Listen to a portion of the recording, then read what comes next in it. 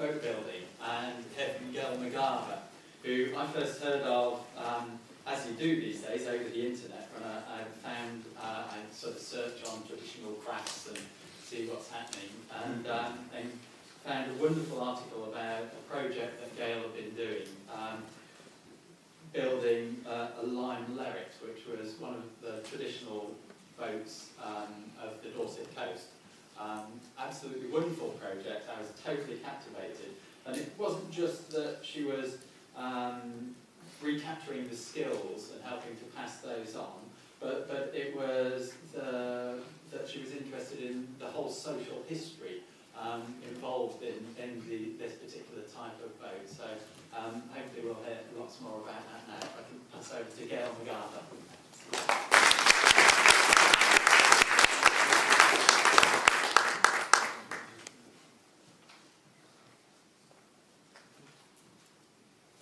Well, that's me. That's what I normally look like. Woolly hat on the shore. I think I was destined to be a boat builder, I think, because I have a wood burner inside of me that fires me in the coldest of weathers. So, yes, I'm perfectly suited to the environment that I work in. Thank you very much to the Heritage Craft Association for inviting me to talk today. It is my pleasure. I'm a traditional wooden boat builder, and I have a particular passion for open working boats, that's boats without a cabin, of historical resonance that I believe hold a vibrancy in their present day communities. The traditional clinker construction of the craft highlights the beautiful lines of the boat and their skeletal sculptural form. These working boats are designed to have a long and hard working lifetime. They are strong and robust, and yet the lines of the boats are truly elegant. My specialist area is the building of replicas, or as I prefer to call them, daughter boats, of these vessels of heritage. I see them as breathing life into a new generation of these historic boats. Not the creation of static museum pieces, but the building of boats as an expression of living history, where people cherish a sense of belonging and connection to the boats and to the sea. These open working boats are the unsung heroes, I feel, of our coastal heritage. I'm passionate about celebrating their beautiful blend of form and function, and the stories that they have to tell about their people and their shores. I believe all boats have a story to tell.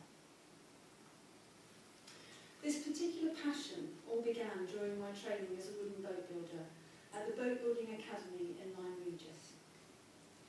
I embarked upon this new direction in 2004, and it was a leap of faith. I was following my heart. I'd lived on boats for many years, and whilst I made a journey to the source of the Thames in an old Navy boat that I had a compelling feeling that I wanted to place boats at the very, very core of my life. But I didn't know then in quite what form. At that time I was working as a sign language interpreter with deaf people. I was working with my hands, but in a very different way. I was in no way disenchanted with that work, but the pull of the world of boats became stronger and stronger. On my return from the Thames journey, I read an article about the Boat Building Academy in Lyme, and I decided to go and visit. Truly, on entering that workshop, I felt like I'd come home. I really did. I thought, yes, this is it. And it was extraordinary, you know, because when I spoke to people about having made that decision, people said to me, well, yes, of course, it's perfect for you. We should have thought of it years ago. I just didn't know it was there. Sorry. No, I think you have to use the computer. Thanks. Thank you. So, there's a little snapshot of researched the other colleges in Britain that offer boat building training, but my pull towards the Boat Building Academy, or as we call it, the BBA for short, was ever strong. I applied for a City and Guilds Bursary Award and was asked to go for an interview. I was extremely fortunate in being awarded funding to cover the whole of the course fees, which really did feel like an enormous affirmation of the new path that I was choosing. For certainly without such assistance, I would never have been able to embark on such a training.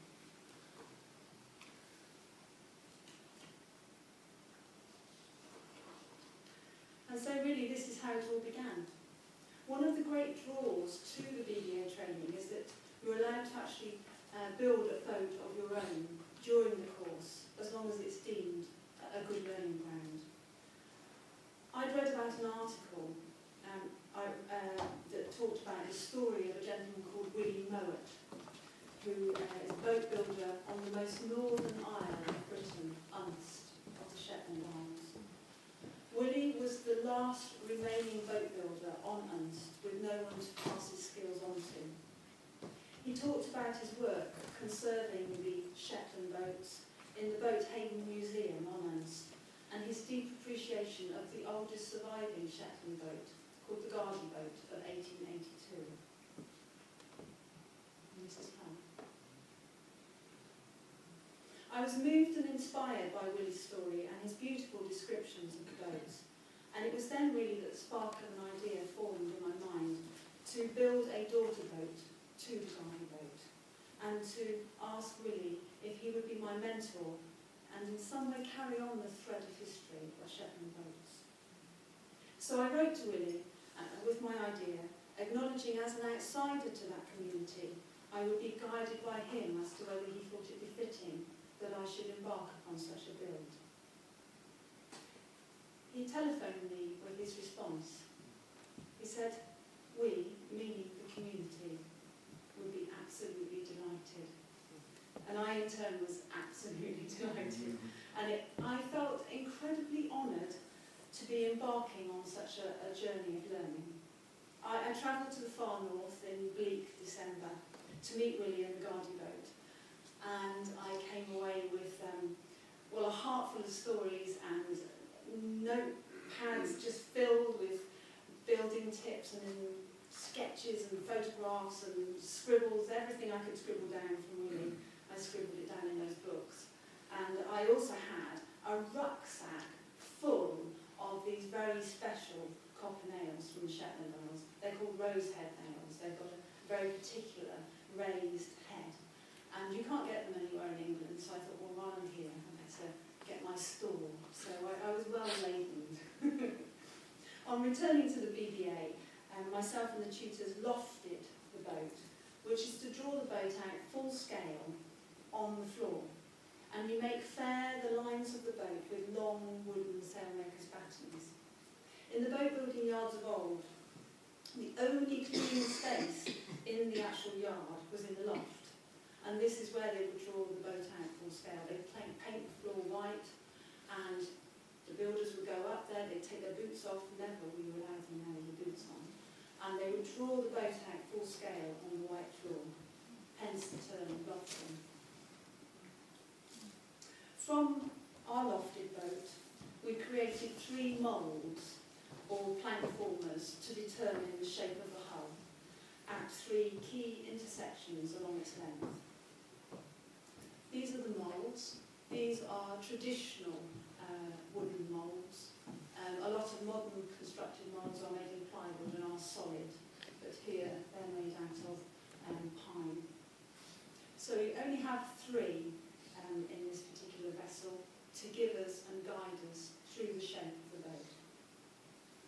The stones, and some of you may have seen the stones that are on the little display yonder, they come from Monmouth Beach, where the boat is built. And Monmouth Beach has an array of beautiful holy stones, stones that the sea has naturally worn through a hole. So I threaded them through for the daughter boat during the build, so she gets a sense of the sea beckoning her. Every week, Willie and and I would speak on the phone, with him guiding me through the process of the build. We became very proficient in sort of discussing 3D dilemmas and technical queries over the phone. It's quite an art. And I became very quickly bilingual in boat building terminology in English and in Norn, which is a dialect of Norwegian used by Shetlanders in the past, but retained for boat building terminology. And the words are beautiful.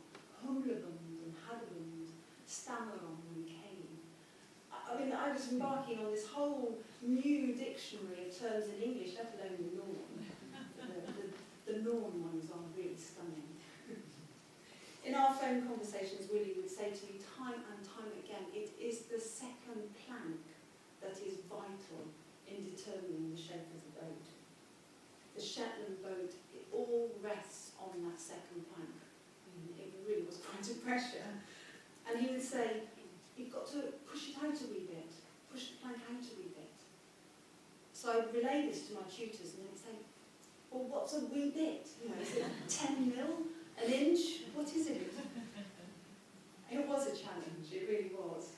And I suppose I learned that combined with mentoring and tutoring, I also had to lean on my sense of eye and my sense of instinct about what felt right, combined with my knowledge of the shape of those boats. I learned so much from Willie and from the tutors at BBA. This is the completed daughter boat. The daughter boat was indeed a privileged build, and it felt only right that she should be launched from the very same slipway as the mother boat of 1882, on Hamilswick, on Unst. It just seemed just perfect that she would kiss the Shetland shores before anything else.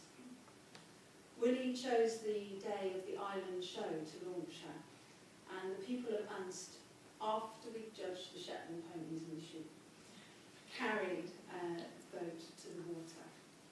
And Willie and I, an oar in hand each, rowed her out to sea. And she glided through the water with the most majestic ease. And that's a testament to the evolution of that shape of boat and its befittingness to those waters. It was and still is my honour to have been embraced by such a community and to have been in some small way a part of giving life to a new generation of Shetland boats.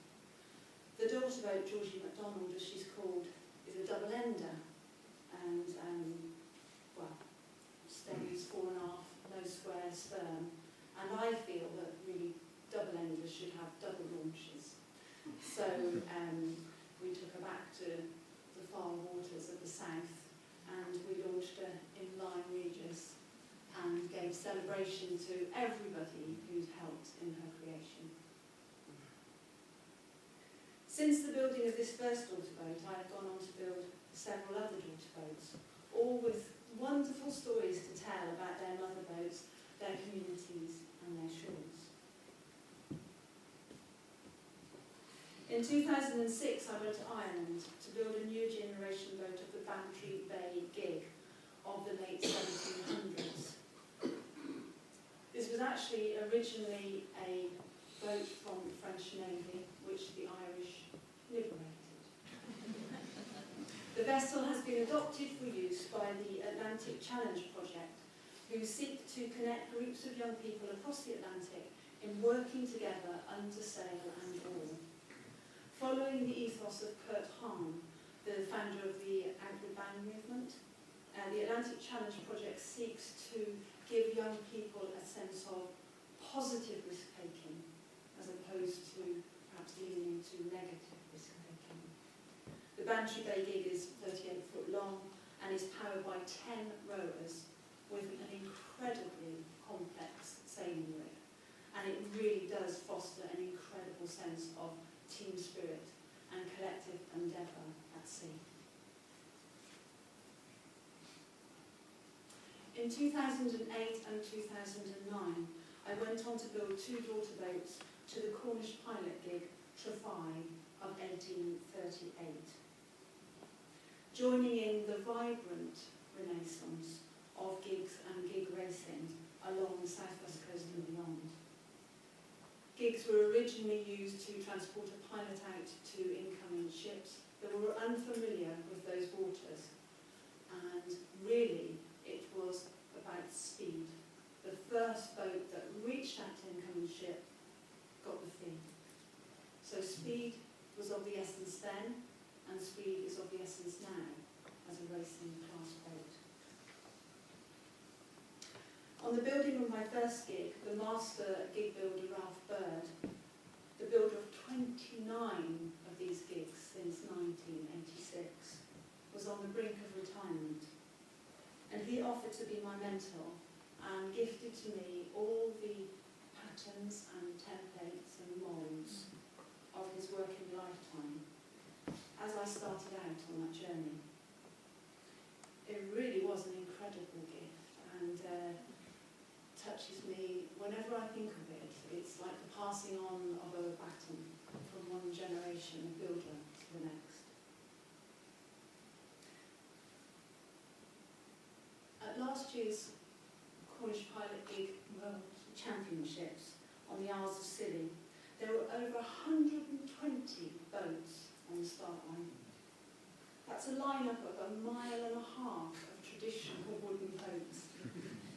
It's quite an extraordinary sight, and to see two of my gigs amongst that lineup is really quite overwhelming. And it is such a testament, really, to the passion that people feel towards these working boats.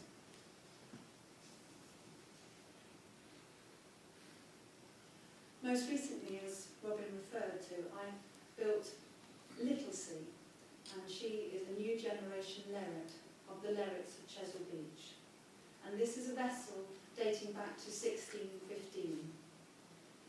The original boats were used for mackerel fishing, designed specifically to be launched off the steep, stony shelf of Chesil Beach.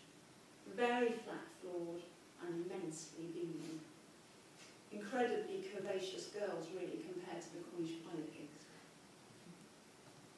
The project was funded by the Queen Elizabeth Scholarship Trust and sought not only to preserve a boat in danger of extinction, but also to preserve the art of boat building by eye.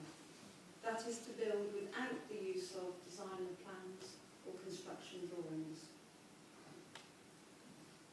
Roy Gollop, one of the few remaining boat builders to have this skill, was my mentor for the project. And once more, the skills were able to be passed from one generation of builder to the next. There was only one seaworthy, actively working Lerret remaining, and that's Vera of 1923. And she became our mother boat. So in the absence of design drawings and construction plans, she is our guiding force. Whilst I was building Little Sea, many, many people came forward with their memories and stories and articles and photographs of Lerrets and Lerret fishing, and it became clear there was a wonderful story to be told.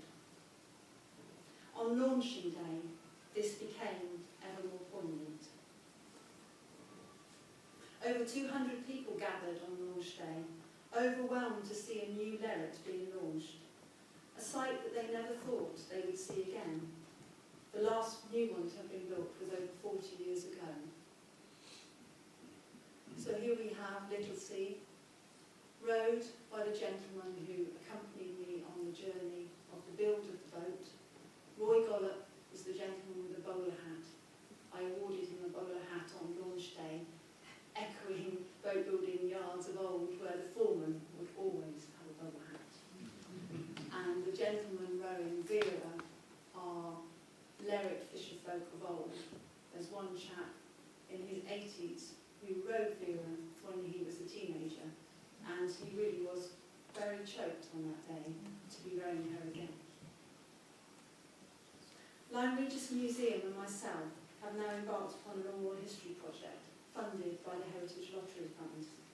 This is enabling us to preserve the memories of the Lerret fisher folk and celebrate their stories with a touring exhibition along the Dorset coast and beyond, with Littlesea and Vera at the heart of it. In the building of the daughter boats, I endeavour to be faithful to the essence of the original vessel, whilst acknowledging that the new generation boats will be used in a very different way than other boats. With regards to the traditional clinker construction, little has changed, as little as needed to. One of the gentlemen who's accompanied me on many boat building journey, Roy Tolley, describes the essence of traditional construction beautifully, I think.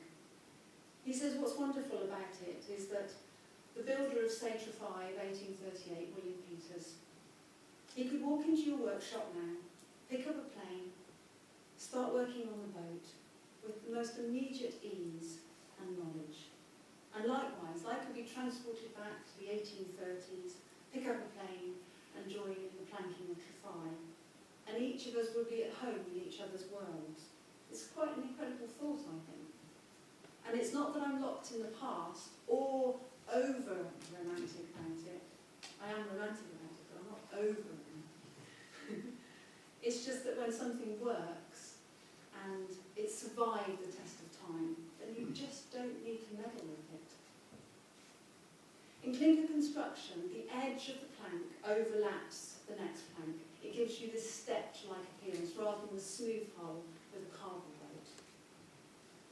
And because of the stepped lines, it accentuates the lines of the planking itself. And if they are not sweet on the eye, then they shout out at you. If they are fair, then they sing. There aren't really many hiding places in clinker construction. Mostly I plank in elm. For example, with the Cornish pilot gigs, you're demanded to plank in elm. It's a specified racing boat, and you must plank in elm. I adore elm. The grain and the patterns and the colours. Some boards are green, some are marbled, and cat's paw burrs all over them. And they're feisty. The elm is feisty, and you have to stay one step ahead of it. Because as it loses its moisture, it cups and twists, and it moves all about the place. You need to get it locked in place before it jumps ahead of you. Once it's locked in the boat and riveted, it's a truly wonderful planking timber. Very strong and yet very flexible. The planks are fastened with copper nails. In the Cornish pilot gigs, apparently there's 4,000. I haven't counted them. Ralph told me this, and I believe him. Each one is hand-beaten with a ball-peen hammer. It does build up your muscles in a good way. There's nothing between the overlapping planks. There's no glue, no sealant. It all relies on the bevel, the true bevel, between the two planks. And the rivet locks them together. And as with all traditional builds, the stems come from great crooks of oak. I've spent many hours around timber yards offering templates to big slabs of oak, trying to find just that perfect shape. But it really is worth it when you see the oak crook coming out of the backbone like a figurehead. And then we come to steaming. The world of steaming. The rib cage is steamed into place. Those hot lengths of oak you massage into the hull of the boat. And with the Cornish pilot boat, as we see here, you're also required to notch each rib around the actual planking. It's very, very labour intensive, but it's really worth it. You end up with this wonderful skeletal structure, this whale ship. And in fact, really, I think that's what's compelling about traditional boats. They are like a living creature. That's what people respond to about them. They have this compelling pull towards them, like they have a life force of their own, on land and ever more so on water. Yes, they're like living, breathing creatures. And people are drawn to the stories that the boats have to tell about their shores and their function. No boat shape evolved by chance. They are reflective of their shores and their role. The perfect blend of form and function. And as the writer Martin Hesp describes in a recent article about working boats. He says, these vessels are a pure incarnation of human intelligence and skill being employed in direct response to natural conditions. The sleek lines of, for example, the Cornish pilot gig did not come about because someone thought they looked nice. Every inch of those concords of the ocean waves were evolved through absolute necessity. With the invaluable assistance and funding from organisations like the Queen Elizabeth Scholarship Trust and National Historic Ships, I'm able to continue in the building of daughter boats, embracing the local community and the growth of the boat. Some may help with the shaping and the crafting of wood, some with the beating of the rivet, some with the oiling, and some may just come and watch the boat unfold, to stroke the elm, to stroke the oak. One example, in the building of Littlesea, was a group of young people from an excluded unit who came and helped me with the timbering out of the boat. That's the laying in of the rib cage. These young people really enjoy hands-on activities, and this process was wonderful because it was so visually immediate and so amazingly quickly rewarding for them. We were euphoric to see, in the end, our completed wooden skeleton. They returned the next week and had a taste of the riveting and took away with them a little souvenir of oak, which actually was the original timber of the boat that they'd worked on the previous week, riveted by them with their name stamped upon it.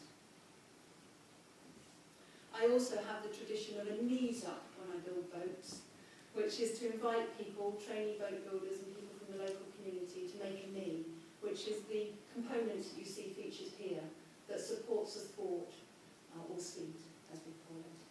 And again, people stamp their name on the back of the knee. It goes into the hull of the boat, hidden from the world, but held in their memory forever. These daughter boats belong to their communities, not to an individual. I cherish that people feel part of the very fabric of the boat and celebrate a sense of connection with her from the very beginning. I do believe it is my privilege to build such vessels. They demand patience, accuracy and passion, and rightfully so. The role of the mother boat in the present day, the role of the daughter boat in the present day is of course indeed different to that of the mother boat. But they still hold a vibrancy, revitalising people's connection with traditional wooden craft and the sea. It's vital for me in my work that the building of a boat holds at its core the voice of its community. And so, may these daughter boats speak out their stories